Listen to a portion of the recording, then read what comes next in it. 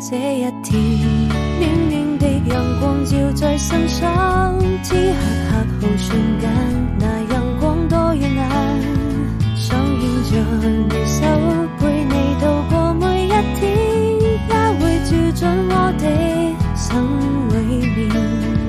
一本廢往的畫經書寫着從前，編寫成詩篇，讓願望能夠實現。一切都追不剪，寫下誓言，或許這才是永遠。何時間，也許這就是永遠。交談縱線，你是否聽得見？